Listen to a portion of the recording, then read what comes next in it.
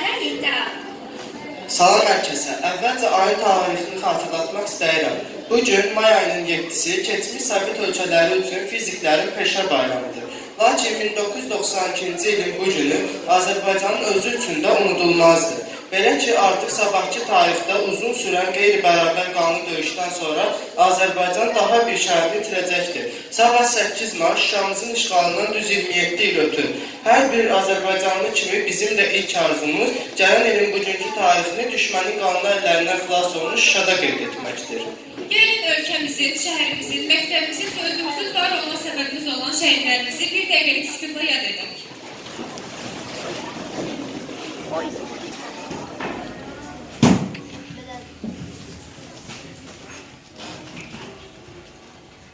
Allah rəhmət eləsin.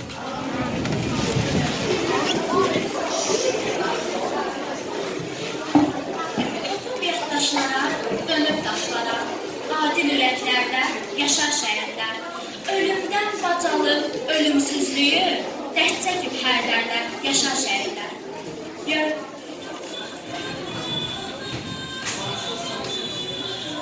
Yaradan eşqindən don geyə-geyə, rahat uyusunlar məzarda deyə. Rahat uyusunlar məzarda.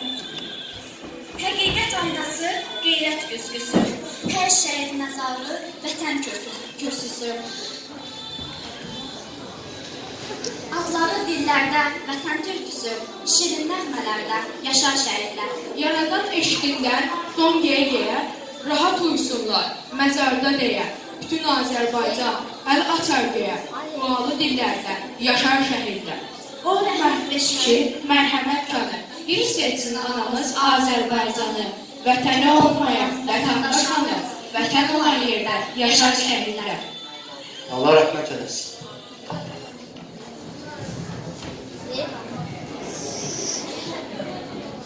Əziz dostlar, bugün bura yığışma səbəbimiz olan fiziklərin peşə bayramı müxtəlif elm və təhsil müəssisələrində qeyd olunur. 1959-cu ildə Moskva Dövlət Universiteti Fizika Fakültəsində keçirilən 10-cu Komsomol konferensiyasının qərarı ilə 1960-cı ildən etibarən 7 may tarixli fizik günü kimi qeyd olunur. Belə ki, məhz bu tarixdə uzun illər əvvəl, eramızdan əvvəl 287-ci ildə dahi Arximed doğulmuşdur. Fizik günün ilk dəfə keçirilməsi üçün həm ssenari, həm də Arximed operasının librettosu, ikinci kurs tələbələri Valentin Kanepa Milli tərəfindən yazılır. Bununla da 1960-cı ilin may ayının 7-sində ilk dəfə fizik günü kimi qeyd olunur və məhz həmin gün Arximed operasının premyerası baş tutur. Yeri gəlmişlər Kondeş Cezmosunda Arximed operasıdır. 1965-ci ilə qədər bu gün hər il böyük təntənə ilə qeyd olunur. Bu illər ərzində keçirilən tədbirlərdə 2 Nobel mükafatçısı Niels Bohr və Lev Landau, tarixin ən cavan kosmonavtı German Titov və başqalarına rast gəlmək mümkün idi. 1965-ci ildən başlayaraq naməlum səbəblərdən zəif qeyd olunan bu bayram 1969-77-ci illərdə tamamilə təxirə salınır. 1978-ci ildə Moskva Dövlət Universiteti pilləkənlərində səhnələşdirilən bu bayramın əsas qəhrəmanı Galilei idi. O gündən etibarən keçmiş Sovet ölkələrinin bir çox ali və təhsil ocaqları fizik günü münasibəti ilə tədbirlər keçirir. Ali məktəblərin fizika fakültəsində təhsil alan tələbələr öz tədbirlərini təşkil etməklə yanaşı, həm də başqa tələbələrin də tədbirlərində iştirak edirlər. Odur ki, müxtəlif müəssisələrin tədbirləri eyni gündə deyil, ayrı-ayrı tarixlərdə aprel-may ayları ərzində keçirilir. Yekun isə may ayının sonu Moskva Dövlət Universitetində təntənəli şəkildə qeyd olunur.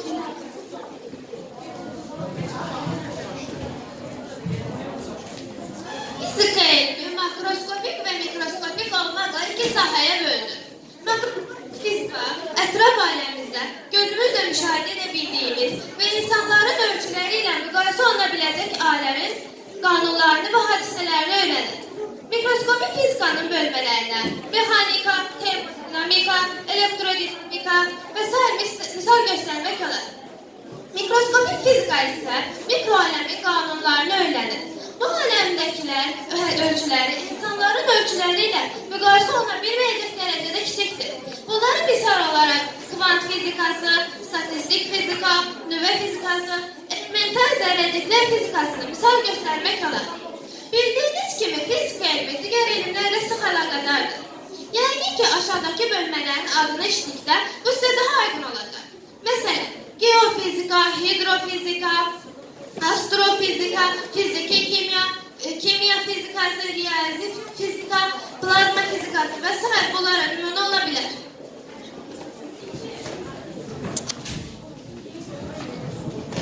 İndi isə gəlin fizikanın inkişafında əvəz olmaz rol olan bəzi alimlər haqqında məlumatları dinləyək.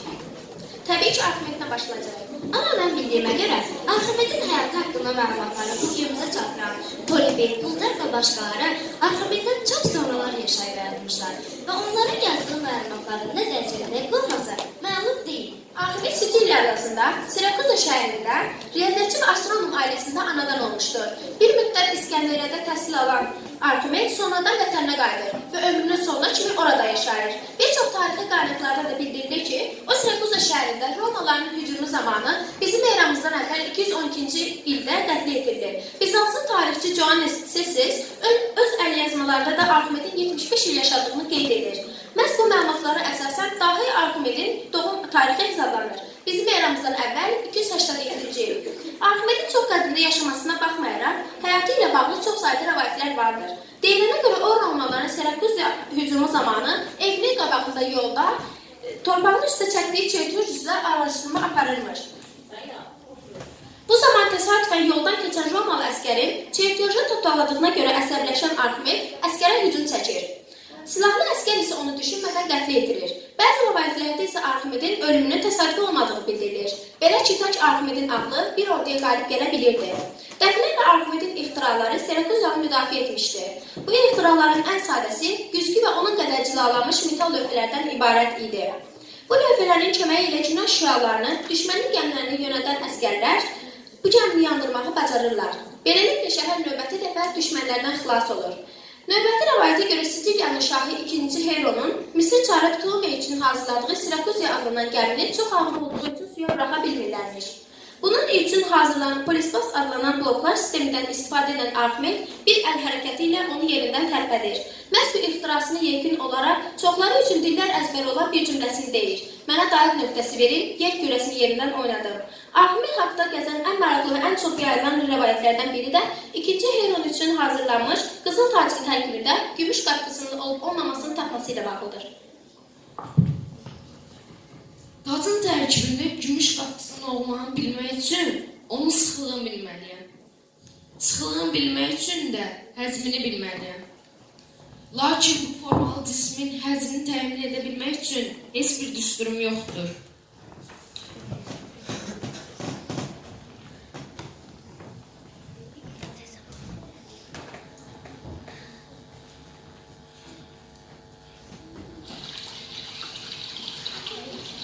Aha, bir dəqiqə. Deməli, mən nə qədər çox suya girsəm, bir o qədər də su axır.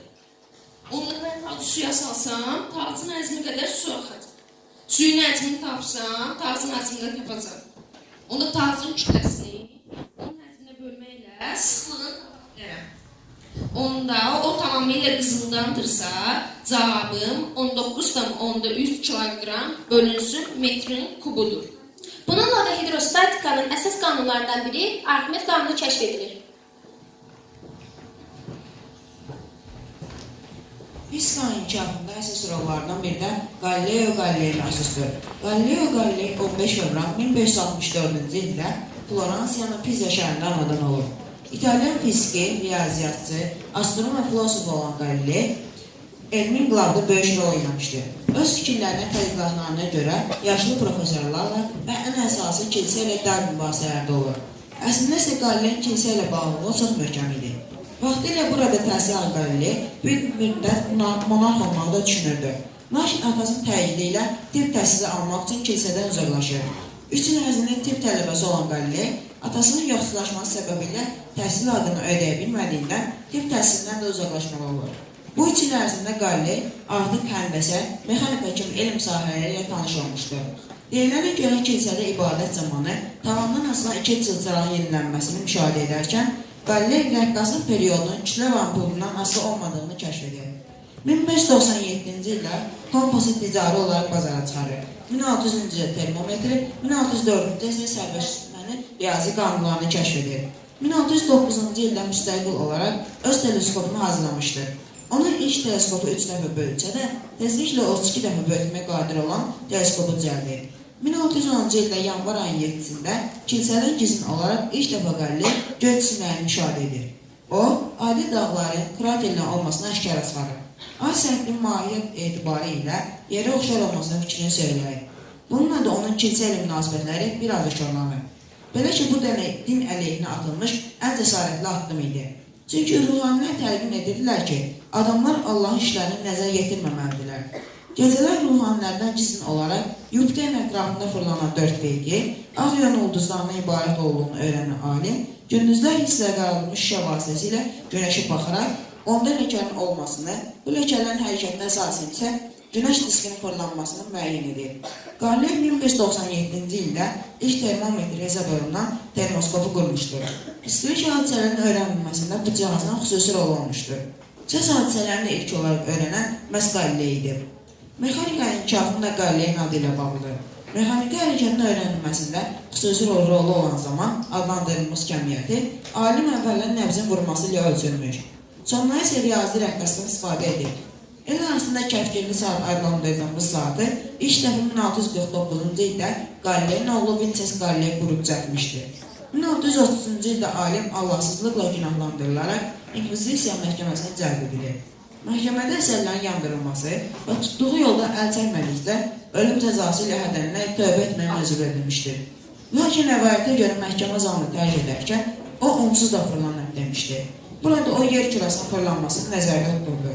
Məhkəmədən sonra bir müddət həbsdə yatan, daha sonra isə ev dustağı olan, dostları ilə görüş məddiyyəti qoyulan Galiley yenə də icazə verilən istiqamətlər üzrə elmi yardımcılıq işlərini davam edir. Xeyli müddət xəstə yatan Galiley 1642-ci ildə yanvar ayının 8-də dünyasını dəyişir. Deyilinə görə Galiley ömrünün sonuna qədər nəzarətdən və qadağalar içərisində yaşayır. Hətta onun ölümü anda belə yanında sadəcə 2 rəsmi nümayəndəsi olur. Mən sizə Lev Landau haqqında məlumat vermək istəyirəm. Nəzəri fizikanın bir çox sahələri fundamental töhfələr bəxş etmiş Lev Landau 1908-ci ildə 22 yanvar tarixində Bakıda Yəhudi ailəsində anadan olmuşdur. Deyirlər Landau riyaziyyat sahəsində o qədər erkən yaşlarında inkişaf etmişdir ki, sonralar deyilmiş ki, nə vaxtsa riyaziyyatı bilmədiyimi xatırlamıram. Bəli, Landau təkcə riyaziyyat deyil, bütün fənlərdən qabaqsız olur. Belə ki, o, 13 yaşında gimnaziyanı bitirmiş, universitetə yaşı çatmadığından Bakı İqtisadiyyat Texnikumuna qəbul olunmuşdur.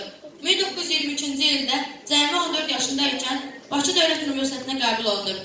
Burada o eyni zamanda 2 fakültədə fizika, riyaziyyat və kimya ixtisasları üzrə təhsil almışdır.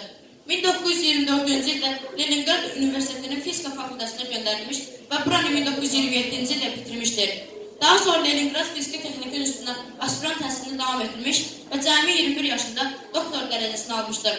Yaşına görə çox irəlidə olan Landau 29 yaşında ikən dünyada məşhur nəzəriyyəçi fizik kimi tanınırdı və 1937-ci ilin fevralında o Moskva Fiziki Problemlər İnstitutuna dəvət olunur və həmin institutda nəzəriyyə şöbəsində rəhbərlik edir. Lakin 1937-39-cu illərdə bütün ölkənin bürünmüş repressiya heç alimdən yan keçməmişdir. Xarkovdan Moskvaya gələn alim 1938-ci ilin 17 aprel tarixində təhlükəsizlik xidməti tərəfindən saxlanılmış və 1939-cu il aprel ayının 19-na qədər həbsdə qalmışdır.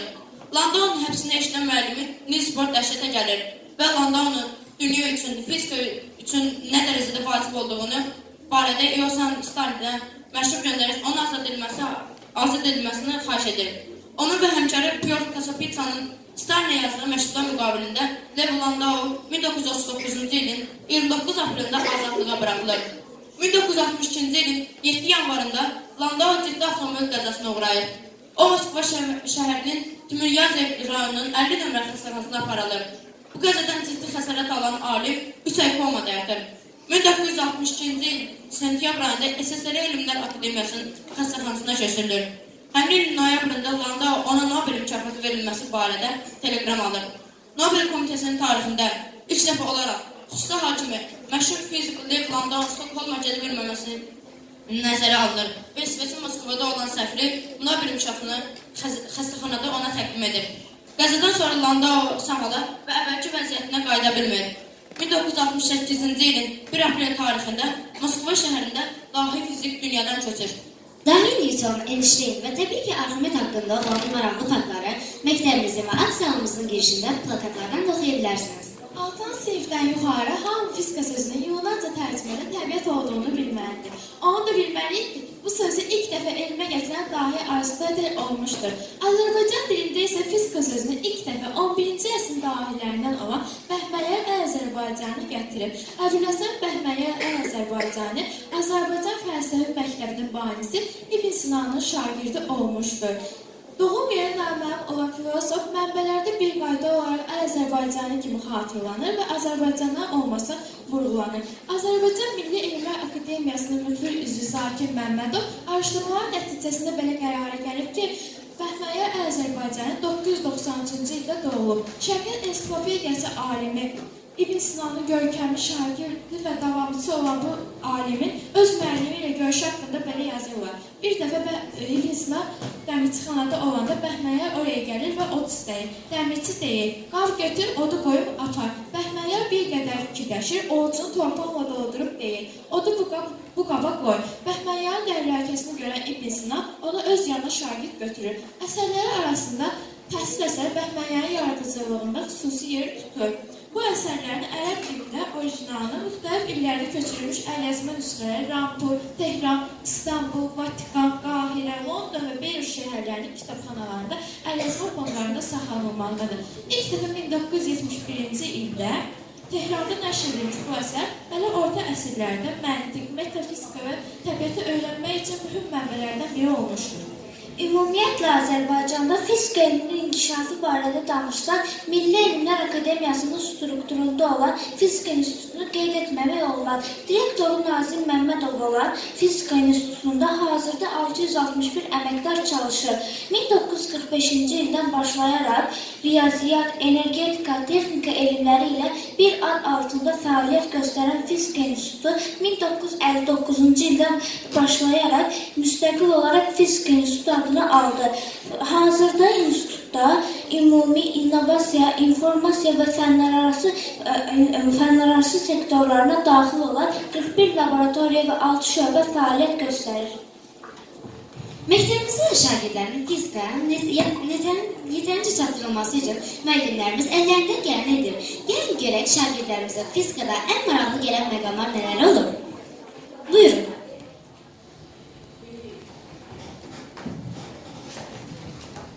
Şagirdə Xanlarova Fidan. Mənə fizikada ən maraqlı gələn mövzu diffuziya mövzusu idi. Çünki orada deyilir ki, quruşun və qıza lövhələr bir-birinə möhkəm sıxıb bağlasaq və üzərinə də ağır daş qoysaq, 5 ildən sonra görərik ki, quruşun və qıza lövhələr 1 millimetr qədər məsafədə bir-birinə qarışır. Bunun da səbəbi diffuziya hadisəsidir. Diffuziya nədir ki?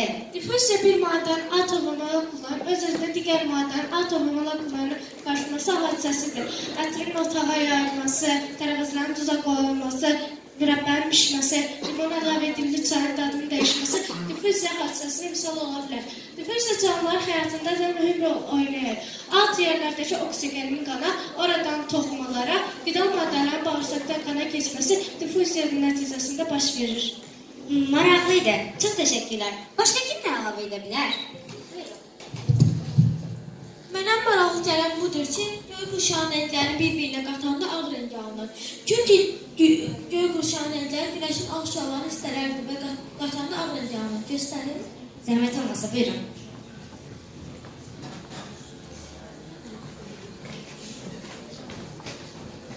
Zəhmət olmadı.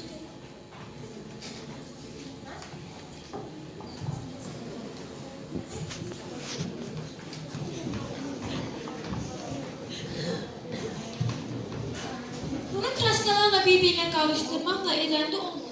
Çünki, məsələn, göy cisimlər bütün rəngləri udur, yalnız göydən başqa. Yaşıl cisimlər yaşıldakı başqa hamısını udur və bu rəngləri qatanda tünd rəng alınır. Ona görə də mən bu cür eləmək lazımdır. Çox gözəl, təşəkkürlər. Başqa kim nə əlavə etmək istəyər? Buyurun.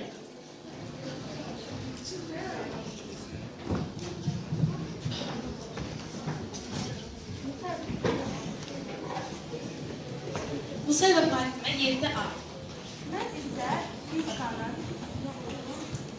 Sizə fizikanın kimya və tarix əlaqəsindən danışmaq istəyirəm. Bəzən arxeologlar araşdırmalar zamanı tapıntının 5-10 min əvvəl aid olduğunu deyirlər. Əslində bunun təyinində fizikaya əlaqəlidir.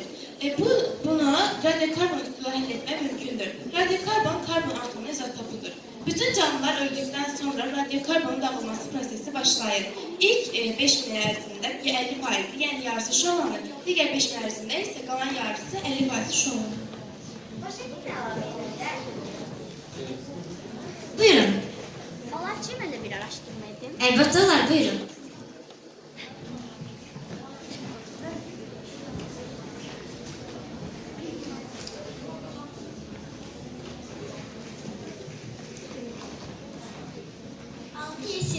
Altı yıl sinif şagirdi Şahbazova Nərmin.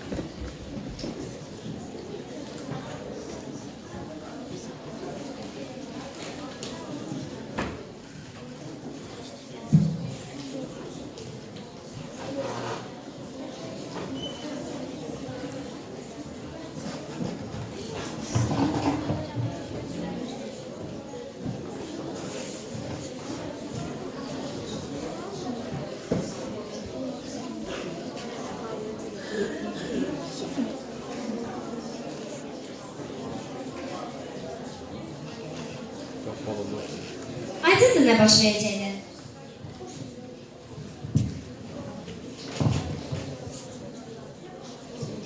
Çöpdən hava çıxdıqca şarır fırladır. Fizika mən təsəvvür etdiyimdən də maraqlıymış. Bu ildə hər şey var imiş ki.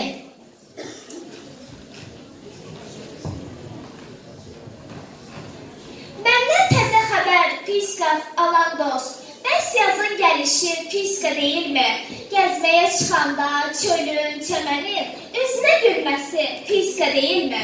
Yenə gözüm qalıb bağçada, bağda, min gül açıldı aranda, dağda, eyvanı eylən çarpazlı dağda, bülbülün nəğməsi fizika deyilmi? Seyr elə hüsnünü göldə durnanın, qayada kəkliyin göldə sonanın, aynabənd otaqda gəlin anaman, şirin layla səsi fizika deyilmi?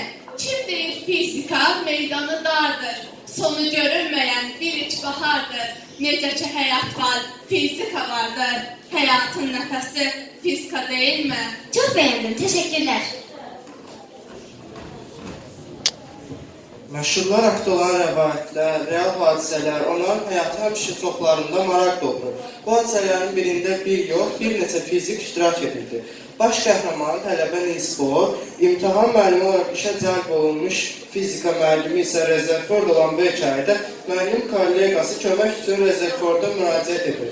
Belə ki, müəllimlərdən biri tələbələrdən birinə fizikadan ən aşağı qiyməti yazmağa hazırlaşdığı bir vaxt, həmin tələbə ən yüksək qiymətə layiq olduğunu deyir. Müəllim və ideal tələbənin mübahisəsini həll etmək üçün Rezerforda müraciət olunur.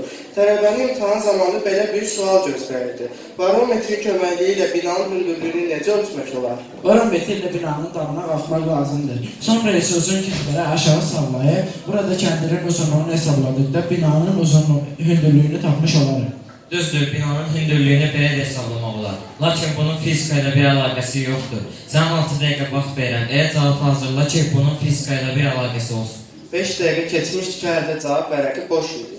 Nə olur, təslim olursan? Bir neçə cavab variantım var, içindən ən yaxşısını seçməyə çalışırım. Tez ol, artıq vaxtın bitir, bir cavab seçdi. Burada yenə də barometrlə binanın damına qalxmaq lazımdır. Oradan kəndirə aşağı sallayıb, düşmə müddətini hesablayıb, düsturdan istifadə edərək binanın hündürlüyünü tapmaq olar. Müəllim, bu cavab siz qəbul edir. Bəli, Bayaq dedin ki, başqa variantlarının da var. Onlar hansılardır? De görək başqa hansı üsulların var? Məsələn, günəşli havada barometrin özünün uzunluğunu və kölgəsinin uzunluğunu ölçdükdən sonra binanın kölgəsinin uzunluğunu hesablayırıq. Daha sonra binanın barometrin uzunluğunun kölgəsinə uzunluğuna olan nisbəti onun hündürlüyünə, kölgəsinə olan hündürlüyün nisbətinə bərabər olacaqdır.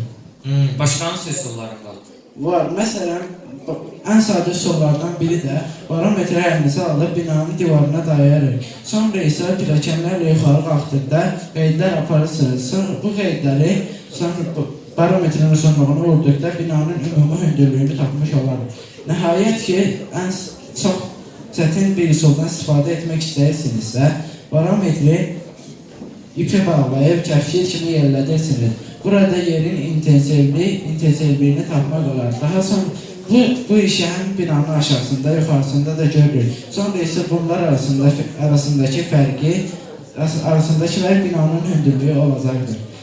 Nəhayət ki, ən asan üsullardan biri də, ən asan olanı, binanı idarə edən şəxsin yanına gedib, cənab, mənim gözəl bir barometrim var, əgər mənə binanın hündürlüyünü desəniz, o sizindir.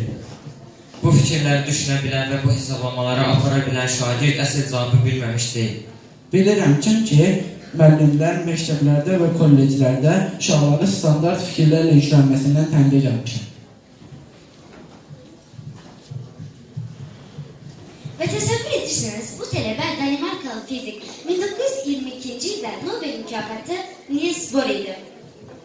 Mən isə bir maraqlı faktı qeyd etmək istəyirəm ki, Niels Bohr fizik kimi tanınmazdan əvvəl həm də yaxşı futbol oynayırmış. O Nobel mükafatını alanda qəzetlərdə çıxan məqalənin başlığı belə idi. Məşhur futbolçu Nobel mükafatı alır. Fiziklər haqqında maraqlı faktlardan nə qədər danışsaq, yenə də az olacaq. Məsələn, Alman fiziki Arnold Sommerfeld nə az nə çox 84 dəfə Nobel mükafatı almağa namizəd olsa da, heç birində bu mükafatı ala bilməyib. Əvəzində onun 7 tələbəsi Nobel mükafatı laureatı olub. Kvant mexanikasının banilərindən olan İngilis fiziki Paul Dirac reklamı sevmədiyinə görə Nobel mükafatından imtina etmək istəyirmiş. Lakin Rutherfordun tərkidi ilə bu fikrindən daşınır. Belə ki, Nobel mükafatından imtina etmək isə daha böyük bir reklam olacaqdır. Fiziklərin əksəriyyəti musiqi ilə də çox bağlı olur. Bəli, Sovet fiziki Lev Termin həm də elektron musiqi yaradıcılarından biri olur. Einstein isə skripka ilə çaldığı ifalardan yığdığı pulu xeyriyyə işlərinə xərcləyir. Məktəbimizin şagirdləri də həm fizika, həm də musiqi ilə bağlı olduqlarına görə fizika ilə musiqini birləşdirməyə çalışırlar. Bu da nəticə.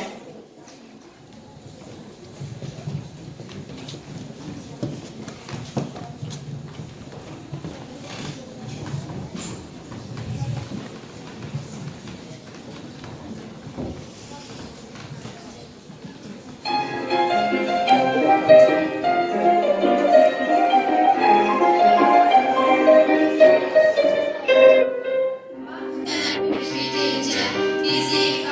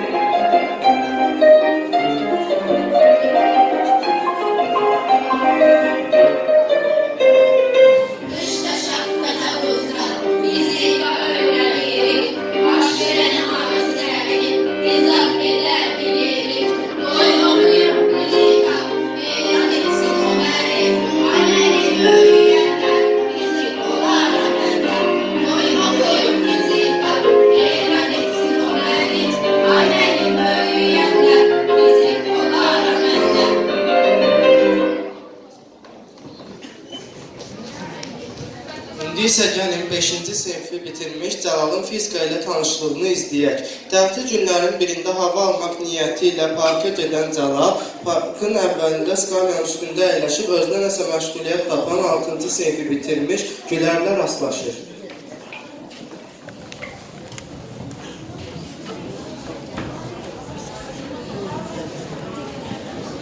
Neynərsən burada? Uşağı hazırlamaya çalışıram.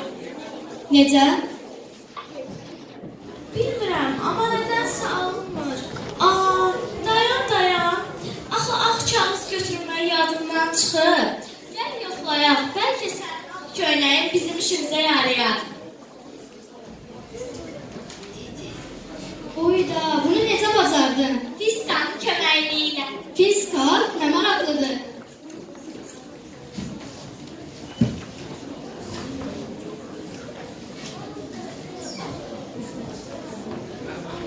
Siz hələ nə bilirsiniz ki, fiskadan? Əsl seyir qabaqdadır, bax.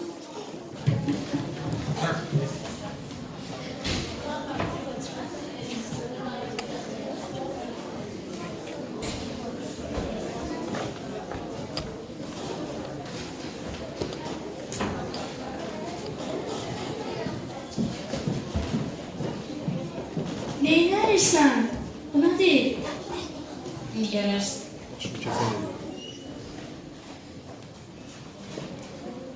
Bu nədir? Niyə belə oldu? Bunun səbəbi elektriklənmədir. Elektriklənmə? Bu nədir? Elektriklənmə cisimləri bir-birinə sürtən zaman baş verir.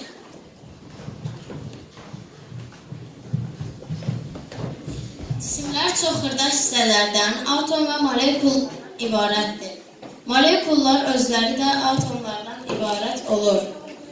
Atom mərkəzində nüvə olan ətrafında mənfi yüklü elektronların fırlandığı sistemdir.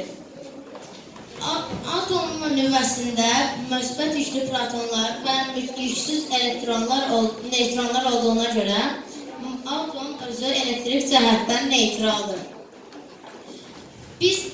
Atom özü elektron və protonları o qədər böyük qüvvə ilə bir-birinə cəzb olunur ki, onları atomdan qopartmaq mümkün olmur. Lakin elektronlar nüvədən biraz uzaq olduğuna görə onu sürtünmə yolu ilə də atomdan qopartmaq olar. Biz iki cismi bir-birinə sürtən zaman birinin elektronları digərinə keçir. Bu zaman elektron alan cisim mənfi yüklərin çoxluğuna görə mənfi, elektron verən cisim isə müsbət yüklərin çoxluğuna görə müsbət yüklənmiş olur. Eyni işarə ilə işlənmiş cisimləri bir-birinə yaxınlaşdırdıqda onlar bir-birini itələyir. Müxtəlif işarə ilə işlənmiş cisimləri bir-birinə yaxınlaşdırdıqda isə onlar bir-birini cəzb edir.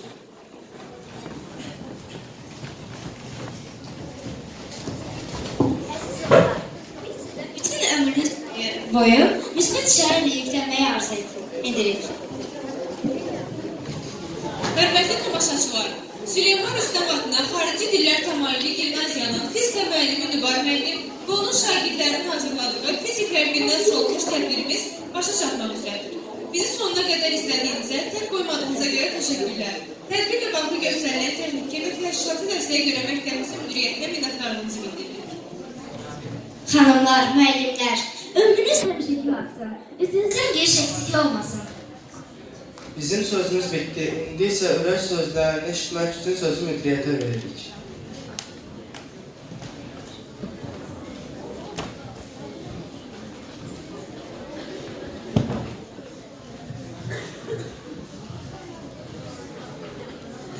Our dear teachers, our lovely students, be silent, please. Keep silence, please. Stop talking. Today it's a very important day in our life, in life of our gymnasium with foreign languages, boys named after Süleyman Rüstəm. The 7th of May is the day of physics.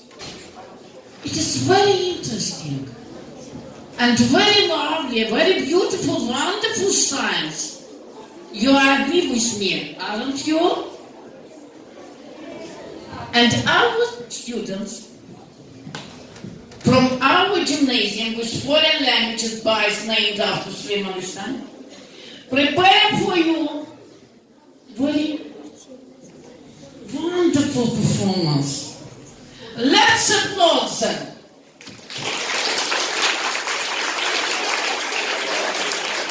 The word physics means nature. Nature is around of us. Nature is everywhere. We live in nature. And physics is life. Our life. Let's say thank you for our students and applaud them. Applaud them. Thank you, Luba teacher. Applaud her. Thank you, the students from the 6th, 7th, 8th, 9th, 10th form. Thank you. Teşekkür ederim. Bu cümle iştirakınız, tedbirleriniz çok olsun. Size müvaffakiyetler, good luck for you. Efendim, siz senliğinleriniz değil. Come to me.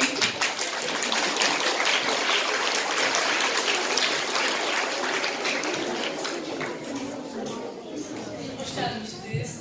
Sağ olun ki axıra qədər izlədiniz. Bilmirəm nə dərəcədə maraqlı oldu-olmadı. Yəni heç vaxt qüsur da olsa deyəcəm. Nə tamaşaçı kimi, nə də təşkilatçı kimi iştirak eləməmişəm belə tədbirlərdə. Ona görə birinci dəfə idi. Yəqin ümid edirəm ki, qüsurlarınızı üzürlü hesab eləyərsiniz. Və